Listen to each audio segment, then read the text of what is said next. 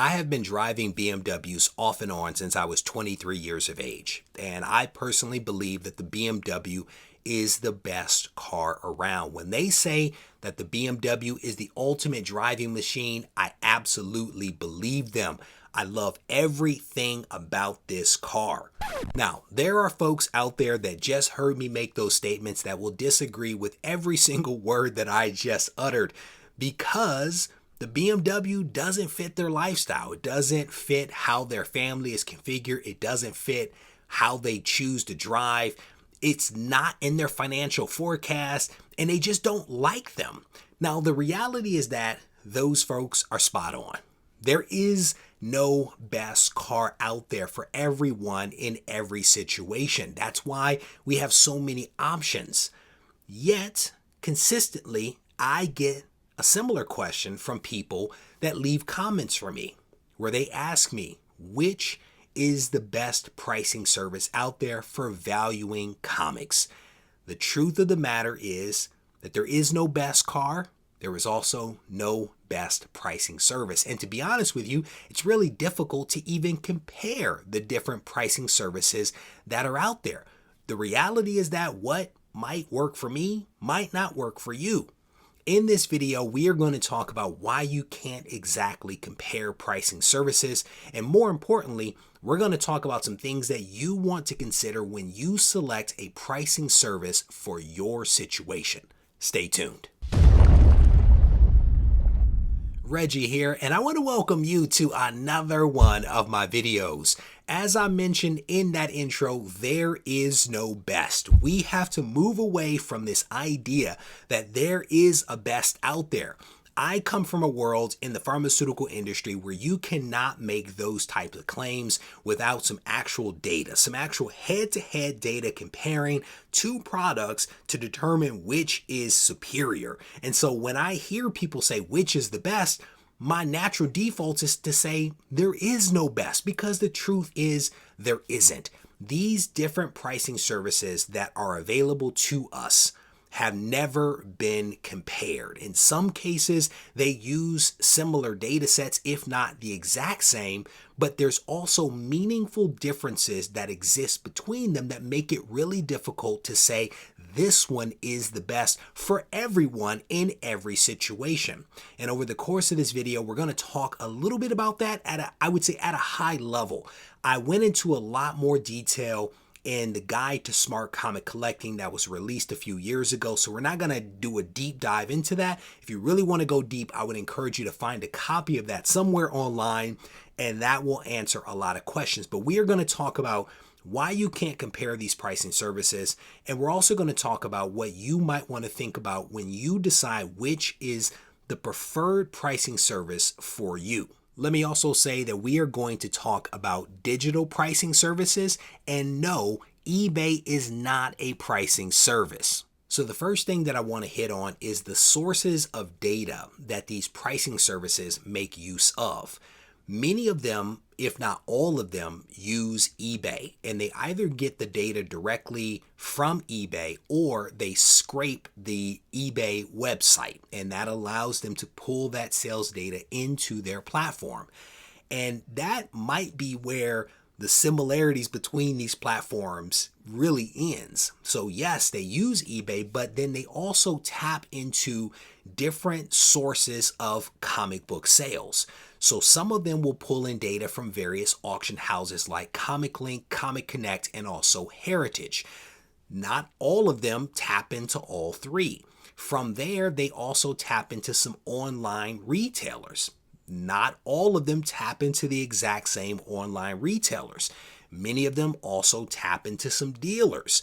So depending upon the relationships that exist with the auction houses, the online retailers, and the dealers, these different pricing services are pulling in different bits of information from different sources. They are also pulling that data in at different intervals. So not every one of these services is updating every single day. Some may update every day, some every other day. Sometimes they only do it once a week. This is why it makes it really difficult to compare pricing services. It makes it really difficult to say, well, this is the price over here, but why is it different over here? Well, it's different because they're pulling in different information.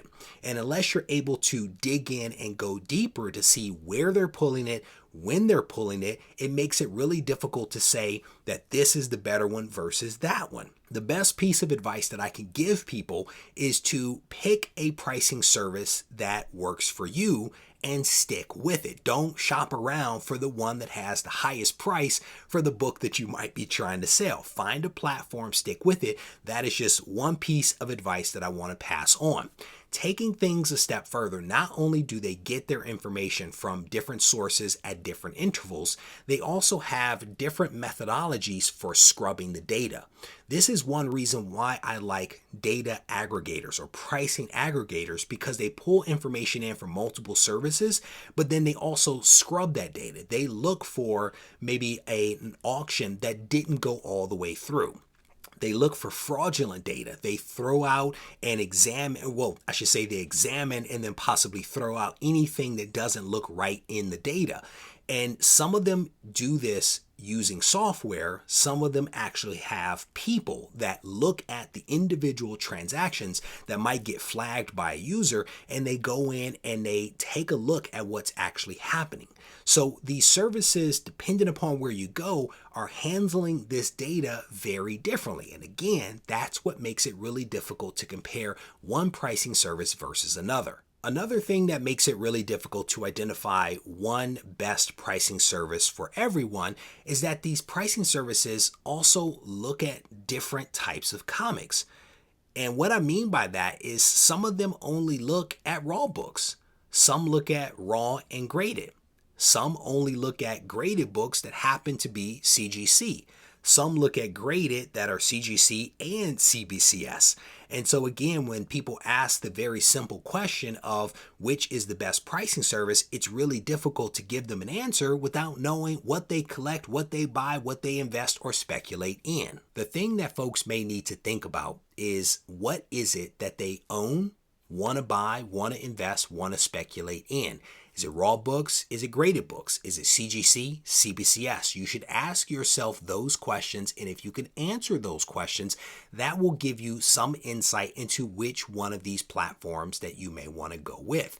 And as I alluded to at the start of the video, I'm not going to do a deep dive into all of these platforms, but I do at least want to make mention of some of them so that you can go and do your own research. For example, if you are going to be buying or selling raw and graded comics, there are 3 platforms that you may want to look at, and they are specifically comicspriceguide.com, Cover Price, and also Price Charting. So I gave those 3 platforms in the order in which I am most familiar with to the least familiar with. And Comics Price Guide is one that I've been using for probably the last 5 years, and I'll maybe highlight specifically how I use it a little bit later in this video.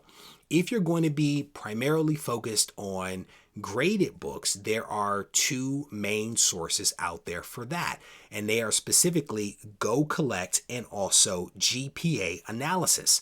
Now, an important thing to note with all of these platforms is that they all have their strengths and weaknesses. They all pull data from different sources, they all update at different intervals, but they also tap into different types of comics. Now, here's what I mean by that. Go Collect, for example, is my preferred pricing service for graded comics because they pull in pricing information for both CGC and also CBCS. If you go with GPA Analysis, they only pull in pricing information for CGC. And as we've looked at in other videos, there is a price delta between CBCS and CGC. So if you're going to be buying between those 2 pricing or those 2 grading services, you might want to go with the platform that will give you the data for both of them. I should also point out here that there are other grading services that are out there that are not necessarily captured in these pricing services, specifically EGS and PGX. To my knowledge, none of these platforms actually pull their prices into their databases, so that is a little bit of a limitation. Both of those grading services are solid.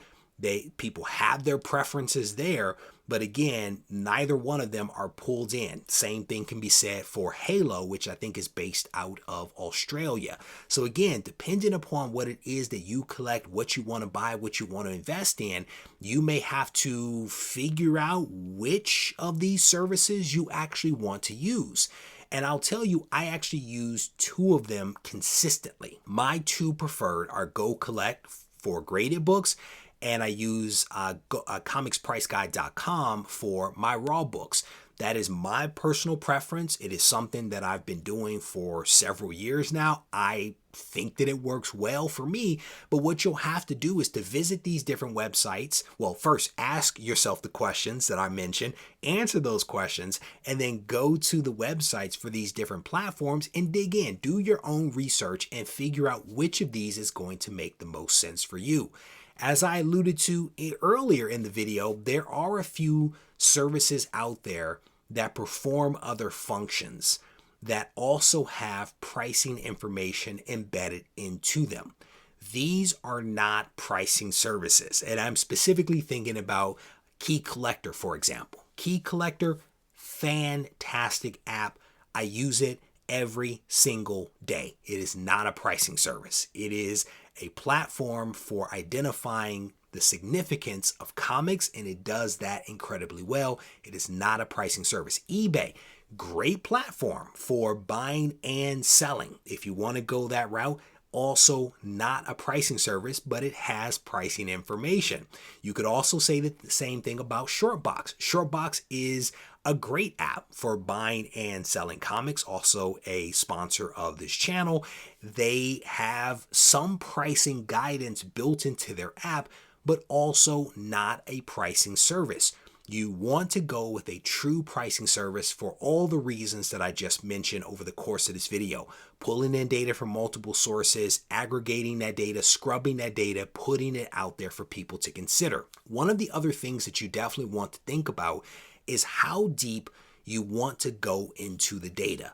There are some of these pricing services that just give you a number in terms of a value for that book. There are others that show you not just the fair market value, but the individual sale. They show you the trend data. They allow you to see how that book is performed over time.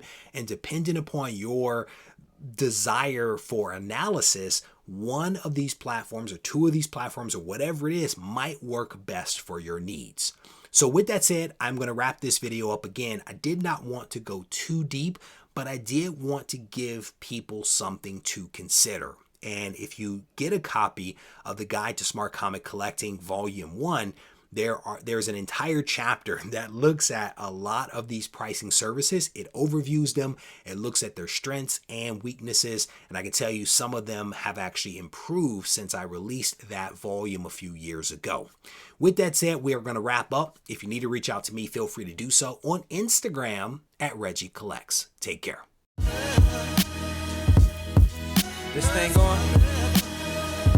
Mic check. I just want to make sure y'all can hear me clearly. Yo, should you practice art? Or should art be your practice? I had a question, so I asked it. Not to anyone specifically, but to my inner God, you know? The one that's gonna be a master. The one that's more than a rapper. The one that's an educator. The one that seeks enlightenment. He travels with concepts. He's got the mindset expansive. He understands that his time combined with travel and concepts makes his mind convex. Sort of like when you look at a brain scan. Straight off meditation, we was concaving until we had that eternal dialogue that created our dialect. Now we in distinct rooms of pure souls having them conversations. Synergy and combinations. You fly and we waiting. Indian style in the gold.